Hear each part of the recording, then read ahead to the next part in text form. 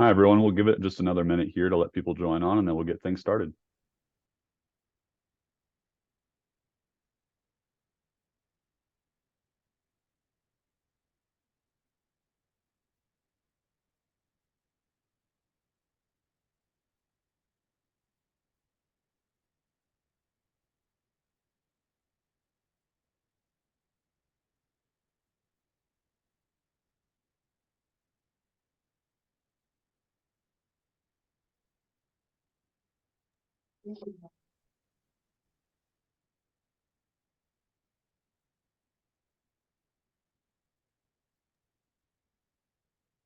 All right, let's get it going. Good morning, everyone. Thank you all for joining us today for Navigating the Market Portfolio Impacts for 2024. Today, this session will cover key market drivers and investment themes we predict you will see in 2024. We do have the Q&A feature available, so you can submit questions through that option. And if there's time at the end of the session, those questions will get addressed. You can also submit any questions to us via email at marketing@yoursummit.com, and I will display that email address near the end of our session today. I will now pass it off to Summit President Casey Schedule. Good morning, everyone. Thanks, everyone, for being here today. Excited for you all to get to hear from Gene Goldman and our very own Peter Reardon. But before we do, I just wanted to take a moment and say thank you. Summit had the opportunity to celebrate our 35th anniversary as a company last May, and we could not have done that without you as our valued clients. I trust this new year is off to a fantastic start for you. And as a reminder, while our team guides you on the investments, Summit is a full-service benefits firm, and we want to continue to be that trusted resource on all areas of your finances, from your benefits to meeting your professional insurance needs. Before we get started with Peter, I want to introduce our speakers. So Gene Goldman is first. Gene is the Chief Investment Officer at Cetera Financial with more than 29 years of experience in the development of investment strategies, money manager research, and overseeing investment analysts. He is frequently cited in the Wall Street Journal, Bloomberg News, the New York Times, Forbes, CNN, and Rutgers, and is a regular guest on high-profile news networks like CNBC and Fox Business News, and I'm sure you all have seen him.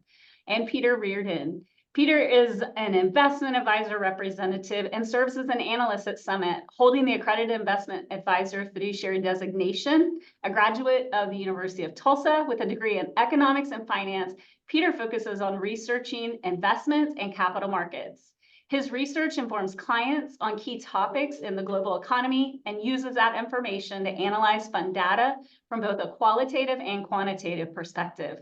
He goes beyond surface level data to understand the underlying issues that drive investment performance. His knowledge of securities and the retirement plan landscape allows Peter to develop strategies that are best for your business. And so now I'm going to pass it over to Peter. Thanks so much for the introduction, Casey. And I'm really excited to get this conversation going with Gene and get his insights on the various topics that we'll be covering on the markets and economy in 2024. I'm so thankful for you all who have taken the time out of your day to join this webinar. So across the country over the last few weeks, we've had some really severe weather, severe cold. Our office building here in Oklahoma actually had a pipe burst in the floor above us last week. Now, one minute I was in a meeting on documenting investment changes, and the next I was desperately trying to keep my office dry from the water pouring from the ceiling. But, despite that, I still think in many ways the severe weather wasn't nearly as bad as it could have been. Before the weather came in, I was checking my phone and the snow level prediction, seeing 6 to 7 inches. Then it was downgraded to 4 inches, and then 2 inches. You have everyone rushing to the grocery store and the gas station, trying to beat the weather. I'm thinking the roads are going to be undrivable for days. Then the storm comes and it ends up being much more manageable than we expect. And I started thinking about all the times within a year that I try to brace for the impact of weather, tornadoes, ice, snow, etc. And so often we overreact. The impact that we expect never really comes. And sometimes it does. Sometimes you have unintended consequences like pipes bursting, and it's important to be prepared. But often with our weather patterns, we expect things that turn out to not be nearly as bad as we fear. And I actually think that that's the story of the economy and the markets last year. because going into 2023, we were expecting the storm of a widely forecasted recession. And when Gene and I did this webinar last year, I joked that when all the forecasts and experts agree, something else is going to happen. And what do you know? The economy ended up being far more resilient than many expected. That being said, the year wasn't without challenges, from the way that we continued to see the Federal Reserve raise interest rates in their fight against inflation, to the banking failures in March of 2023, to more geopolitical conflict across the globe. But unexpectedly, the economic impact that we braced for never really came, or at least it didn't come in the way that we expected with a broad recession. And when we look to the asset markets, they had a very successful year. The S&P 500 returned 26%. The Russell 2000, focused on smaller publicly traded companies, returned 17%. The growth stocks, fueled by artificial intelligence excitement, returned a whopping 43%. Vast majority of sectors ended the year trading positive, and even the bond market ended up posting a positive 5.5%. Although not perfect by any means, 2023 had a lot of positives despite the concerns entering the year. But we mainly want to talk about 2024. So Gene and I will be doing a Q&A on everything from the Fed to markets to the election, and cover our view of what you need to know for the new year. If anyone does have questions, please feel free to submit them via the chat or email marketing@yoursummit.com. So at this point, we're going to go ahead and get started. Gene, thank you so much for joining us. Thank you. Thank you. And then since you were able to talk about a weather story, let me jump in quickly about my weather story. So I'm from Boston originally. I moved to California about 12 years ago, and I'm still kind of just surprised about how afraid people are about California weather. We had a rainstorm, I think it was like 4 weeks ago, where it was going to be about 2 days of rain. And all the newscasters and the weathercasters were saying, listen, this rain is coming. It's 2 days of rain, about 1.5 inches, maybe in total.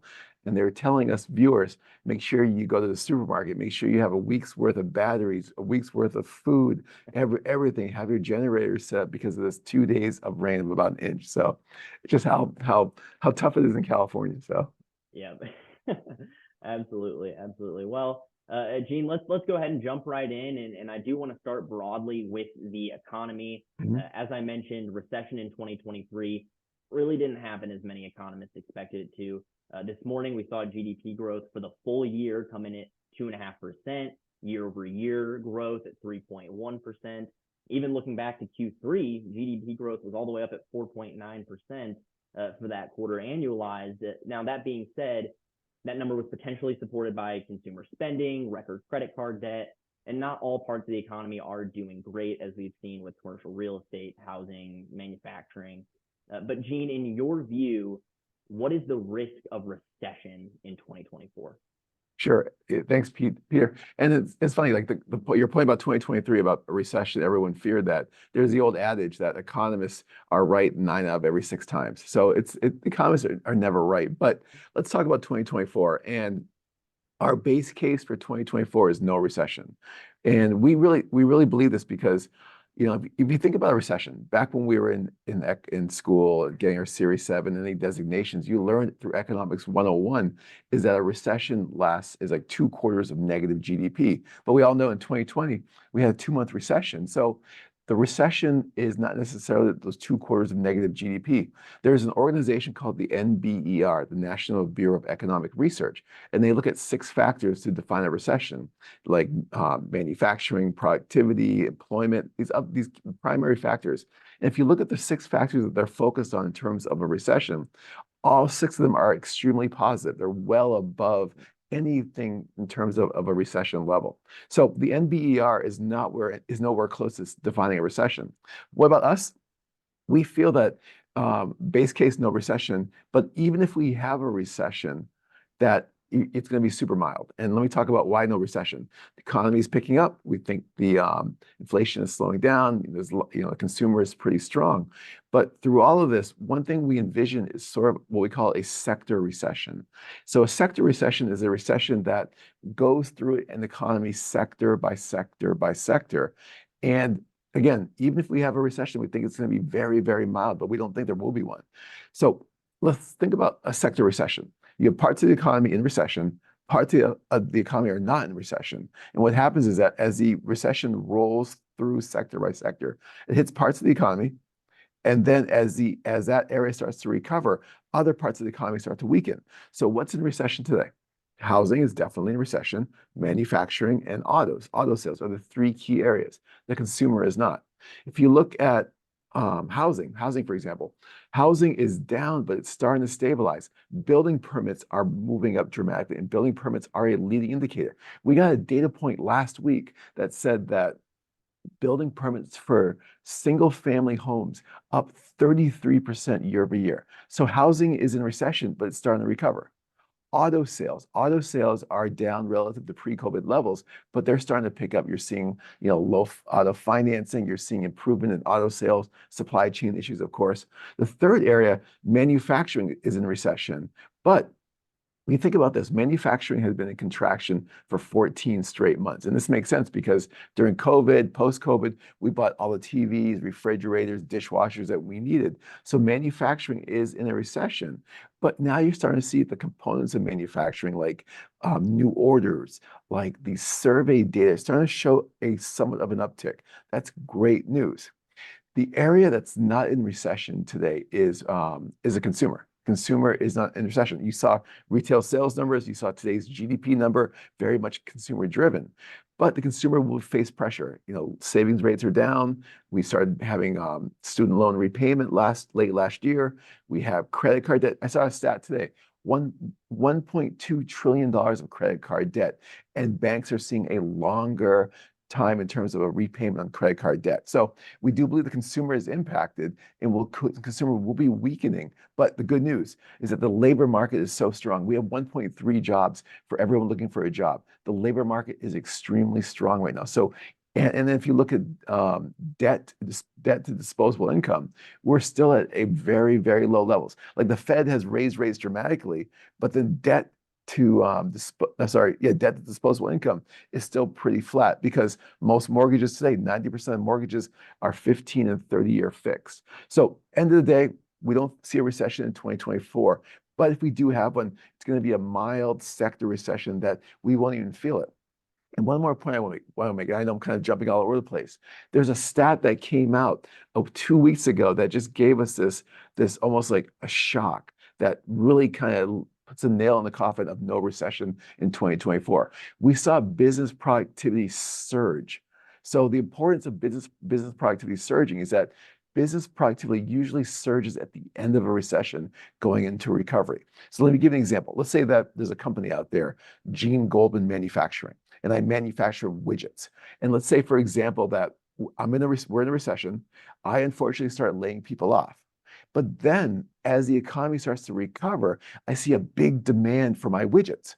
So what happens is that I'm afraid to hire more people because I'm not sure how long this recession is going to last. So what I do is I ask my workers, please produce more to match this new demand. This is a surge in productivity. And historically, we don't see a surge in productivity until the end of a recession going into recovery. Why am I telling you this? Because think about this. If productivity is surging dramatically as it is right now, that means either no recession or we already had a recession, we just didn't feel it.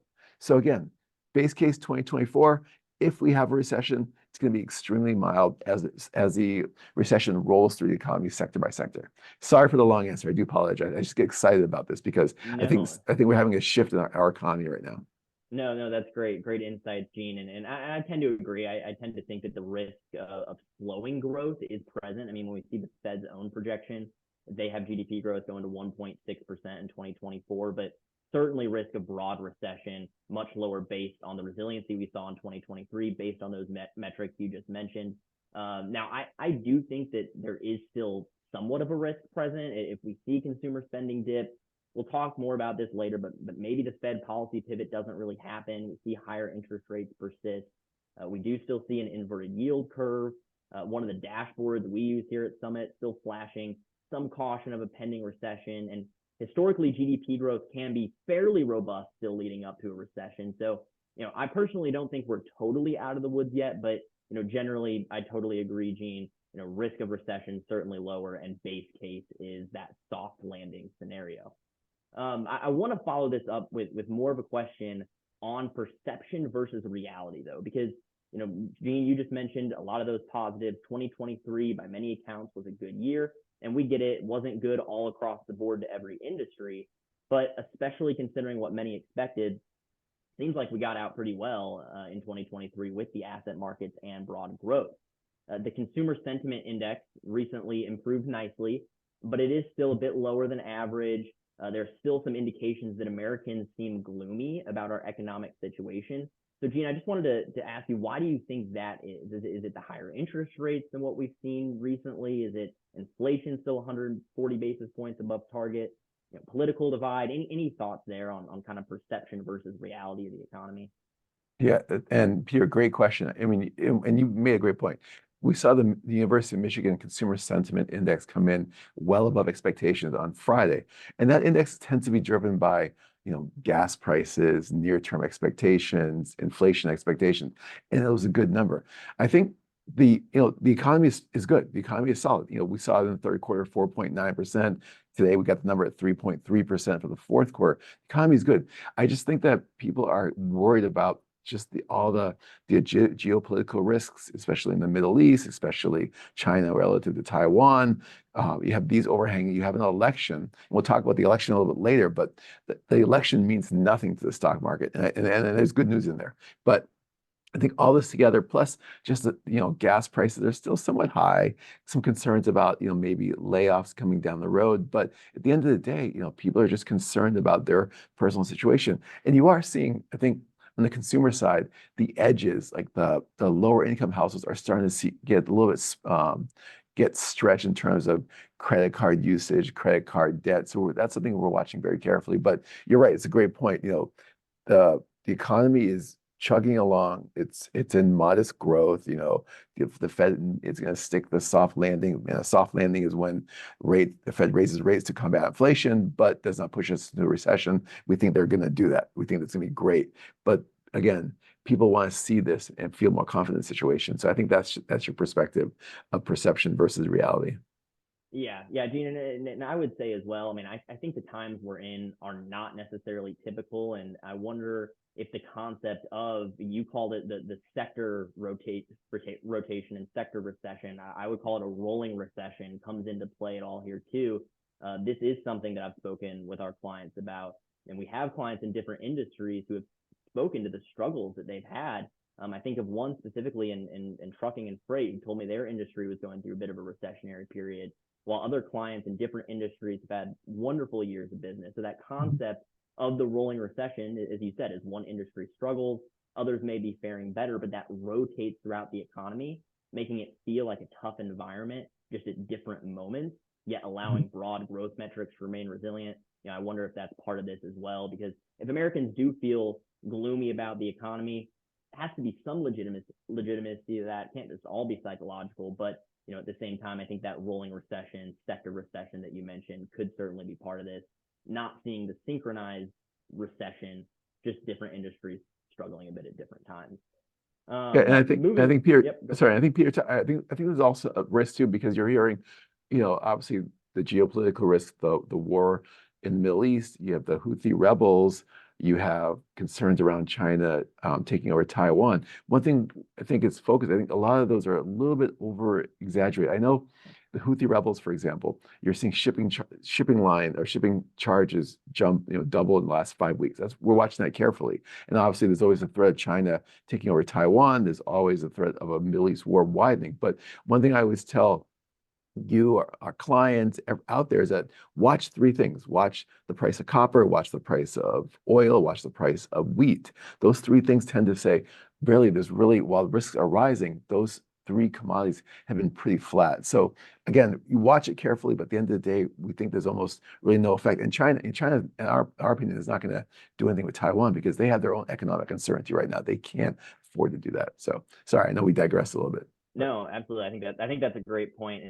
And moving on, I want to focus and spend some time on a couple of topics that do fit together: interest rates and inflation. So with interest rates, we saw them go up to 4% in 2022, then all the way up to 5.25% in 2023. But it looks like the Fed may have paused there, that there's potential for a pivot. Their latest dot plot, which is their published forward expectations on interest rates, has 3 cuts built out for 2023. I've heard multiple points of view on this, some saying, no, the Fed is going to be higher for longer, others saying 3 rate cuts won't be enough. It's interesting to see the different perspectives there. I do believe that we're going to get rate cuts in 2024. I didn't think we would in 2023, but I genuinely do for 24 because, Gene, even if we don't see economic growth significantly dip, if inflation continues to work its way towards 2%, which is the target, the Fed's going to want to get ahead of that, and they're actually going to want to start easing policy in advance if we continue to make good progress on inflation. Otherwise, they could even run the risk of leaving policy too tight because of those lags with which interest rate adjustments work. So I do expect inflation to continue to improve, that to open the door to Fed cuts. Now, one caveat to that statement is that inflation improving doesn't mean prices going down, right? Unfortunately, that's the harm of the high inflation we've seen. I think there are various reasons for that high inflation, but prices holistically won't return to what we saw a few years ago. That would be deflation.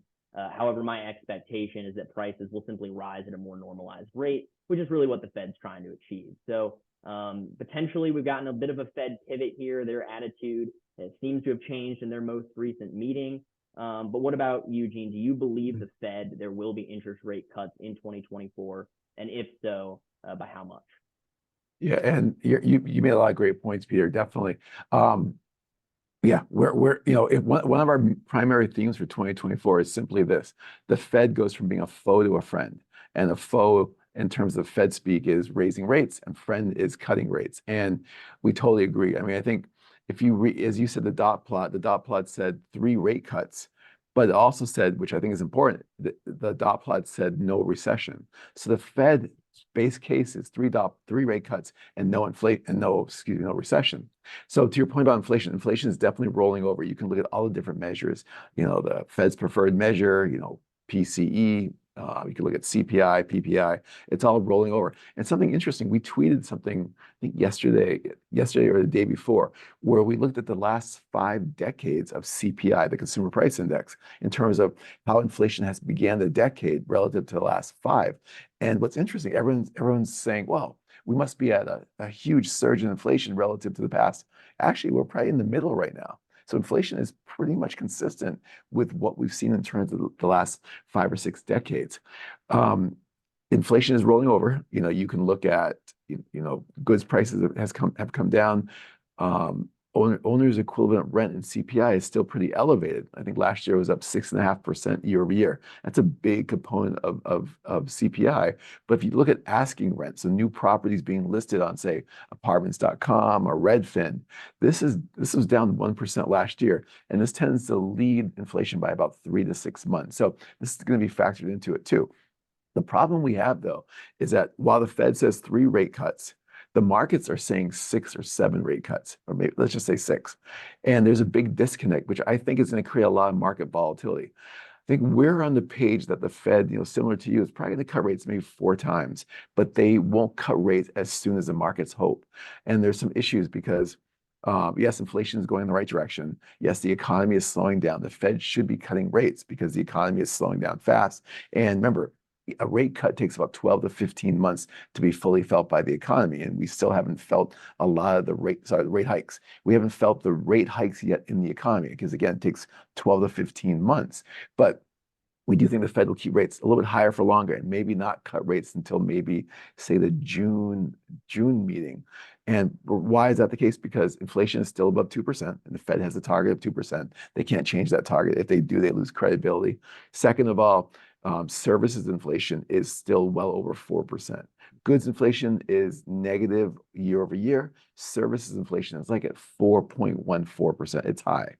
Third reason is that Loretta Mester, we call it the Loretta Mester factor. Loretta Mester is the Cleveland Fed president, or Fed president from the Cleveland Fed. She is now a voting member of the Fed. So she started in January. She is one of the biggest hawks out there. That means she wants to raise rates to slow inflation. She's going to put her perspective on the Fed until she's forced to retire in June. So that's going to be impactful. And I think the fourth thing, and something we've talked about, is the Twin Peaks. And what I mean by that is that Jay Powell is a huge fan of Fed history.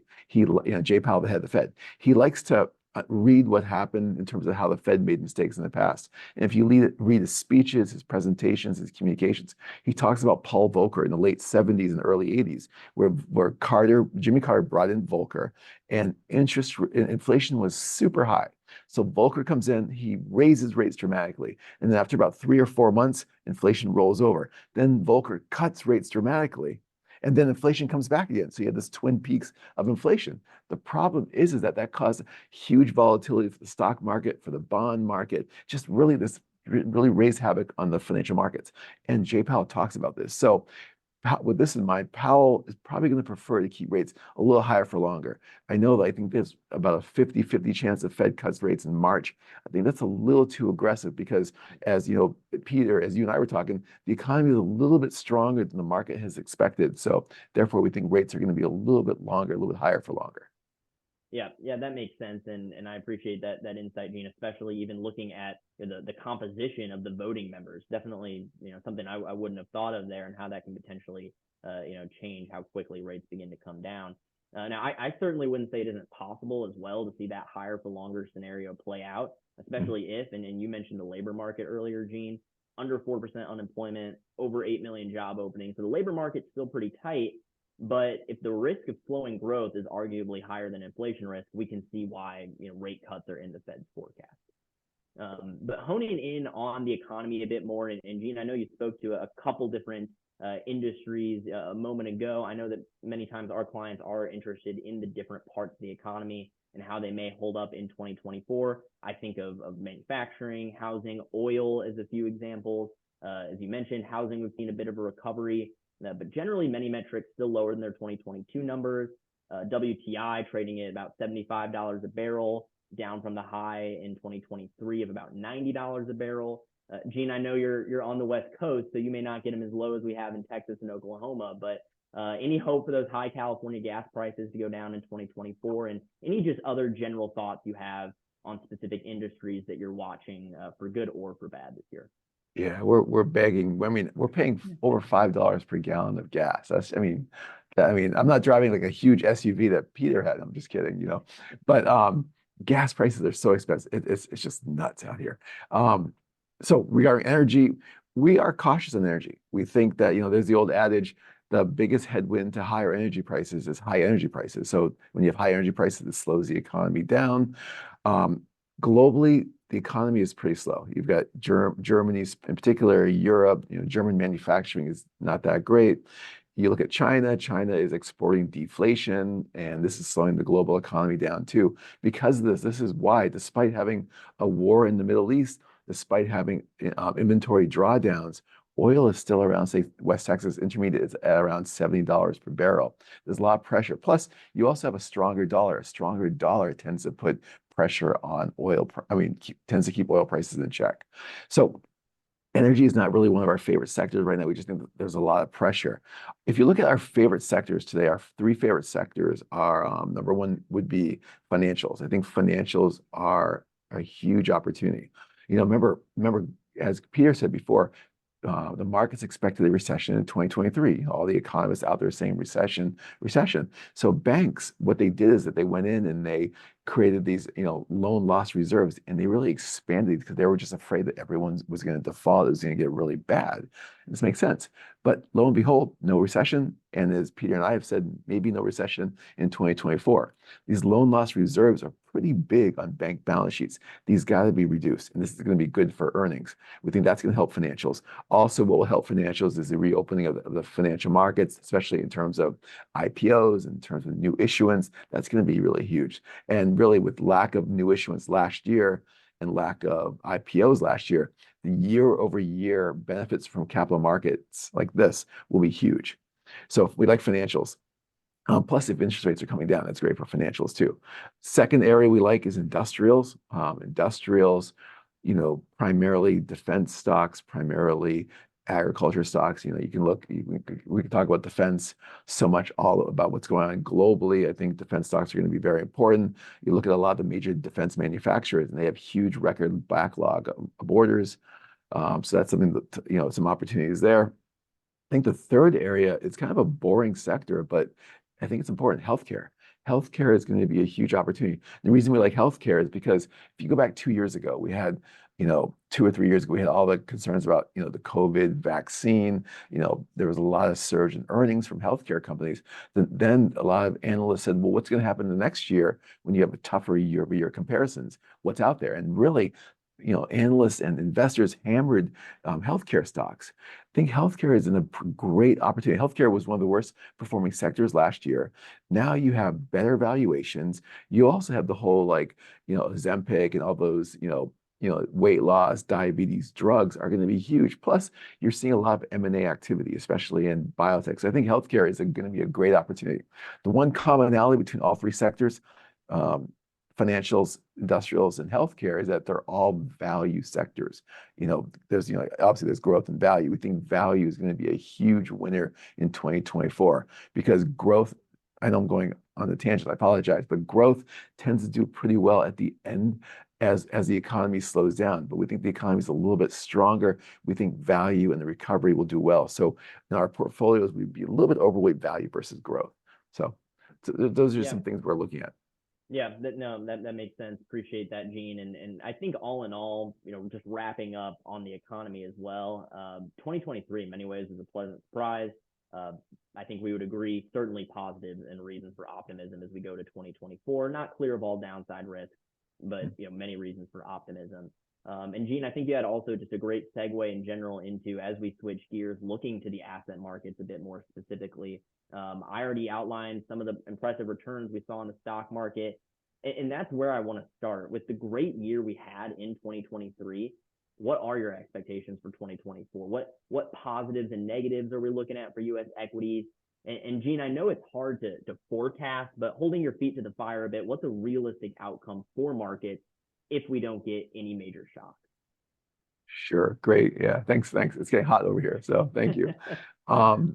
So we're optimistic on markets for 2024. So if you look back at our three themes, and I talked about one of them, the Fed goes from foe to friend. That's optimistic.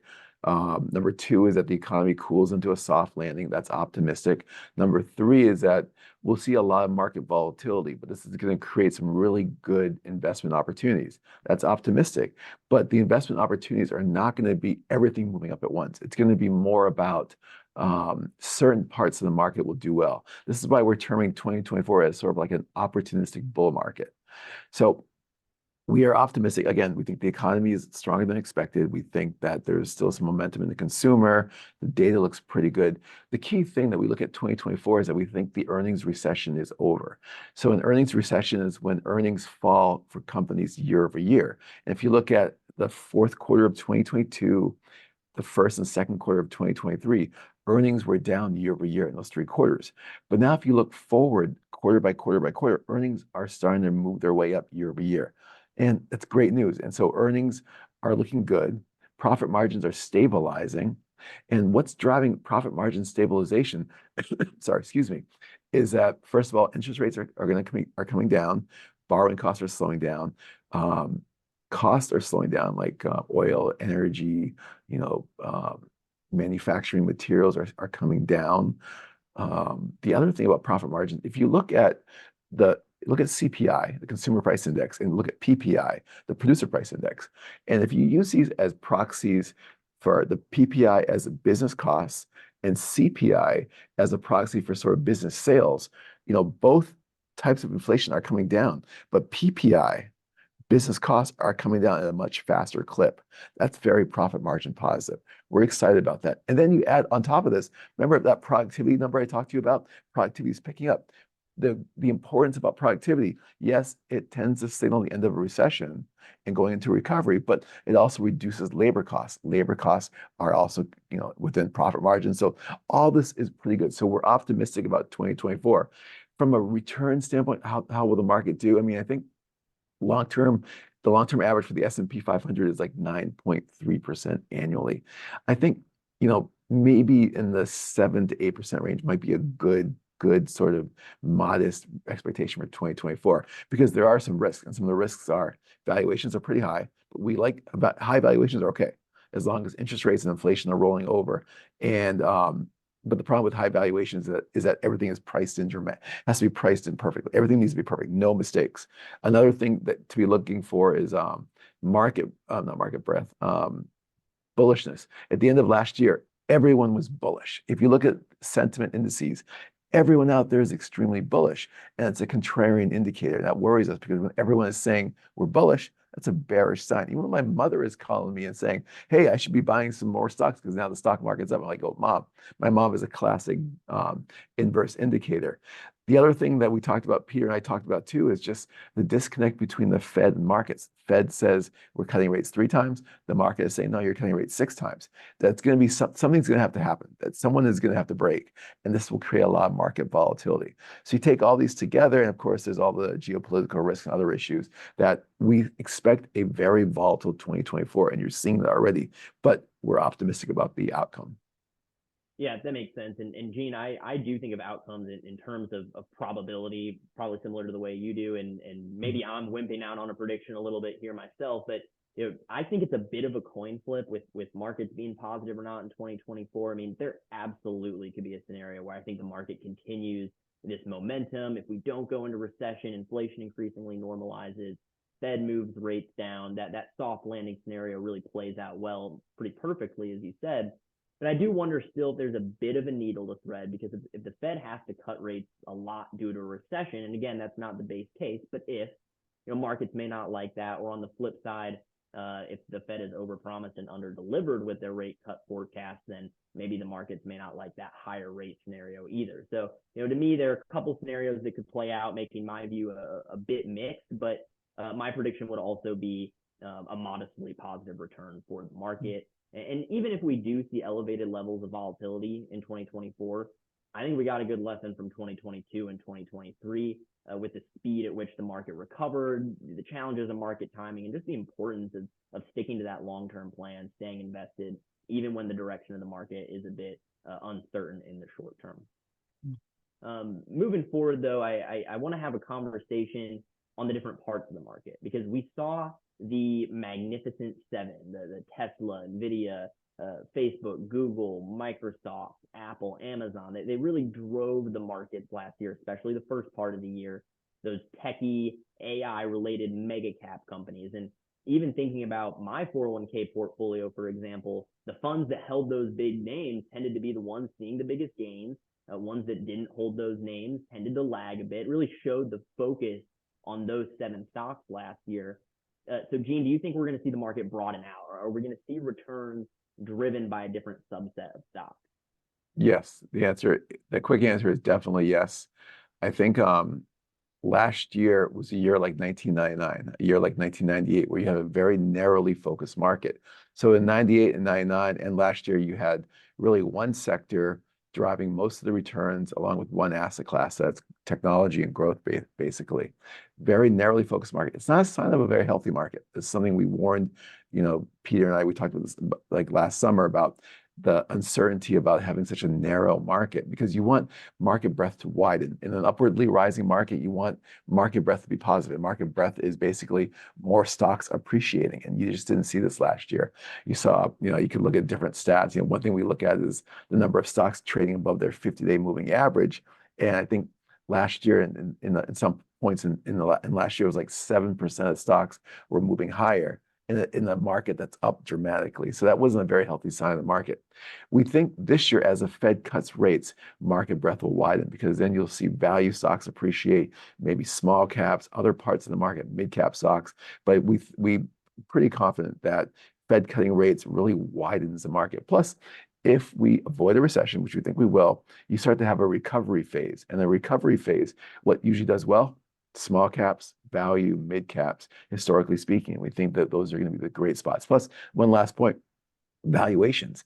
Valuations for those narrowly focused parts of the market, large cap growth, for example, the PE ratio, the price earnings ratio, remember, higher is more expensive.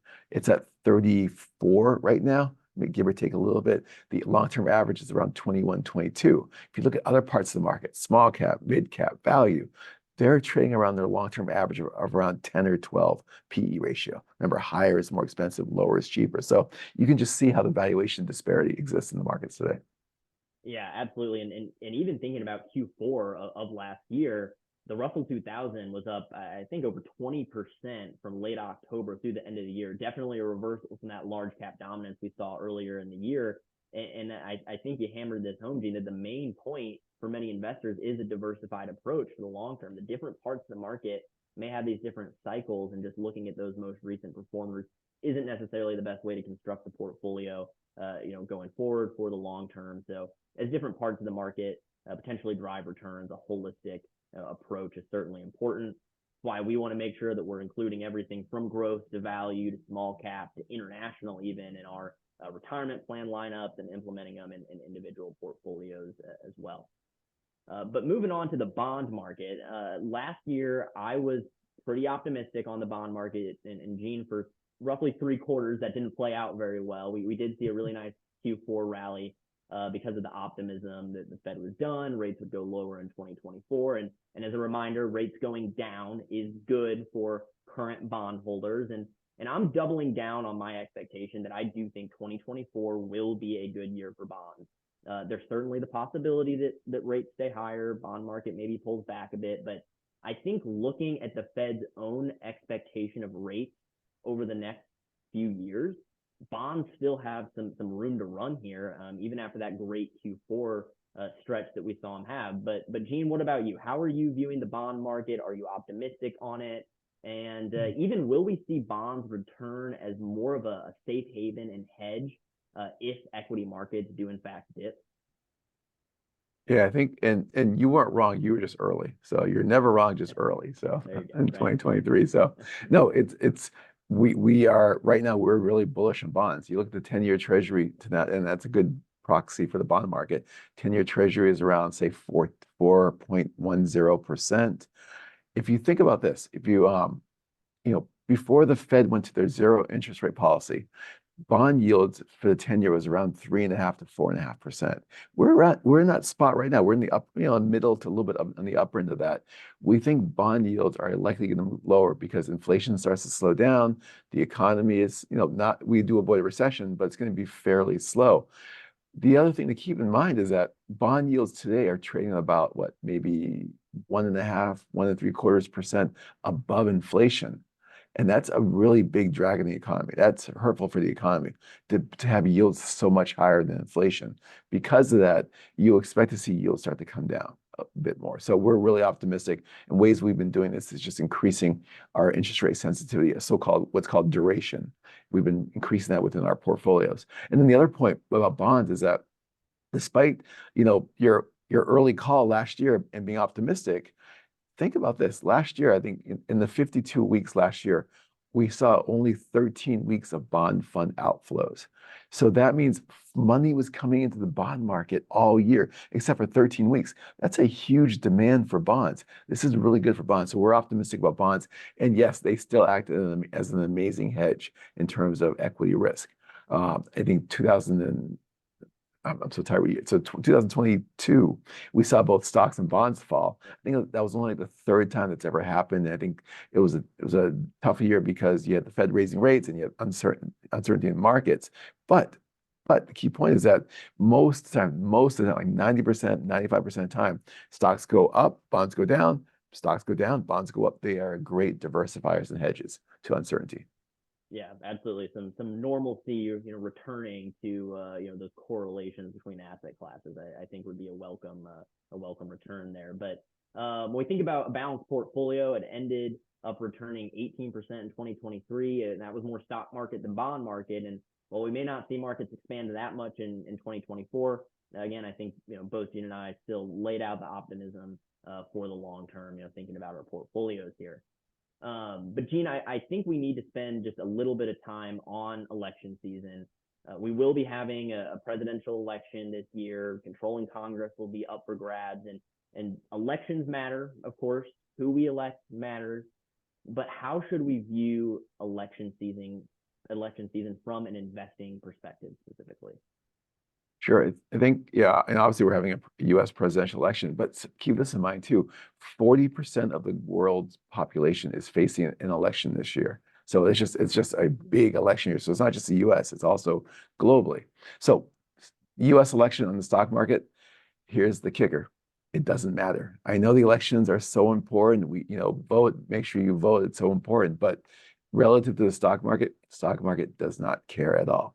If you look at the last 20 election years, going back to 1960, the stock market has been positive in 18 of the 20 years, with an average return of about 10.5%.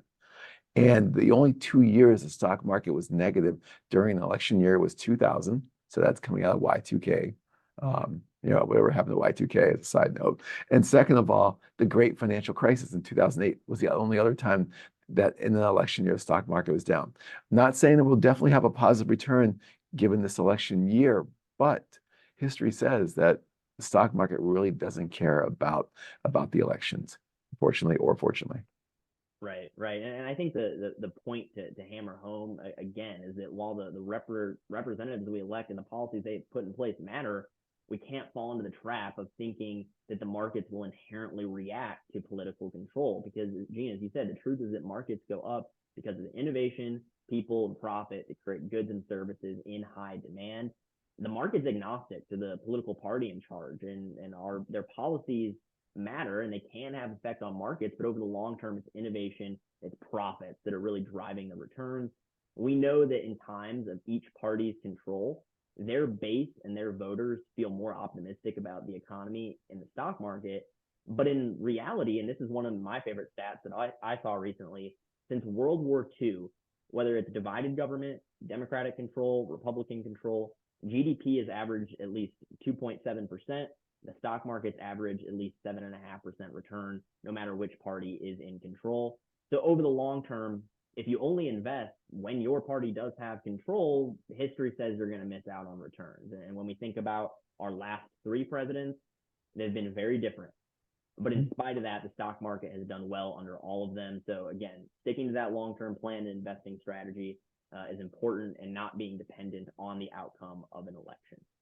That's definitely true. And one thing for your listener or your viewers too, don't watch the polls. The polls are useless. They've been worsening and worsening over the last 3 elections. Like, the polls are just not a good indicator of what's actually going on. What I would suggest, I'm not suggesting gambling or anything, but what I would suggest is look at the offshore gambling websites where they're taking all the information and monetizing that. Look at that. Look at the placing of where the candidates are, because the polls have been so inaccurate and by a wider degree each of the last 3 elections. So keep that in mind. Interesting. Yeah, looking at some of the odds instead of necessarily the polls. That's some good insight there. I can see you I can see you going down to Vegas to lay a Franklin on that, right? I'm just kidding. Right. Yeah, right. Yeah. I don't know. I might avoid that one. You never know how November is going to turn out. But yeah, it's a great insight. So finally, Gene, as we wrap up, there are always concerns and headwinds that we could have. But when we think about 2024 and our portfolios, what are the biggest reasons to be optimistic? Sure. Yeah. And I talked about these before, but these are our 3 themes. And I think number one, the Fed goes from a foe to a friend. And why that's so important is because there's the old adage, bull markets don't die of old age, but rather they're killed off by the Fed. And it's true. The Fed makes a lot of mistakes. They raise rates too much.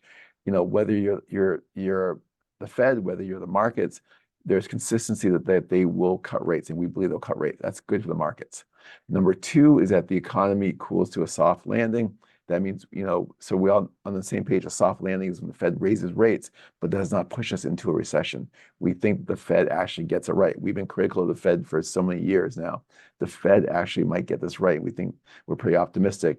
And number 3, yes, there'll be a lot of market volatility. We've seen this already. You can look at yesterday's stock market. Stocks were up. And then we have a 5-year treasury auction that was pretty poor. Stocks sold off dramatically. And then it came back. Volatility is going to be with us for a while, because remember, the Fed is flying this economic airplane, and there's going to be so much turbulence going on. But the good news is that it's going to create a lot of opportunities. Not everything is going to go up, but certain parts of the market, in our opinion, will. This is where you take the opportunity to get in those opportunities when volatility is picking up. So very optimistic about 2024. Yeah, absolutely. And that's fantastic. And Gene, thank you so much for sharing the information and the insights that you've put together for 2024. We understand that the market is complex, and knowing where it is headed and how to apply it is such a challenge. Here at Summit, we're always using these outlooks and resources such as Gene to inform the strategies we're advising with respect to our clients' investments. And the truth is that markets have bull runs and bear runs, and different asset classes and investment styles will rotate over time. So we always want to make sure investment strategies have proper diversification offered, and that our clients are properly positioned to have options not just centered around yesterday's winners, but our recommendations are forward looking to offer investment options that will give diversification when markets shift. And so we're here as a resource. Yep, absolutely. Oh, and something you remind me, it's a great point about volatility and about diversification. So the stock market, the S&P 500 has been positive, in the last 44 years, it's been positive in 36 of the last 44 years. So about 80% of the time. Stock market has an upward bias. We know this, okay? But in those 44 years, the average intra-year loss, the downside, the weakness, the volatility is negative 14.2%. Volatility is a normal part of the game. These big swings in the market, but they provide lots of opportunities. So I should have mentioned that before. So no, absolutely. Yeah, that's a great point. And when you always look at that inter-year trading chart where you see dips throughout the year, you see the volatility, but really that's the advantage to that long-term strategy, that diversification, to make the strategy very specific to your goals. And as I was saying, we're here as a resource. We are here, to help you and your employees navigate the markets and be well prepared for their financial future. It's a focus of our team to incorporate this research into our financial plans to set up clients to have that income for life that they desire. So with that being said, thank you all very much for attending the webinar today. Please do not hesitate to reach out with questions on any of today's topics or any ways that we can be of assistance. So thank you. And I'll go ahead and pass it back to Matthew for just a few closing remarks. thank you. Yeah, we would like to thank Gene Goldman and Peter Reardon for their time and sharing this timely and valuable information with us today. And we'd like to thank all of you for joining today's session. Please be sure to follow us on social media to stay up to date on market news and upcoming events.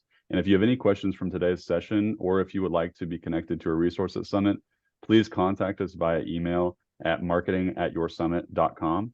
But for now, thank you for joining us. Have a great rest of your day, and we'll see you next time. Bye. Thank you.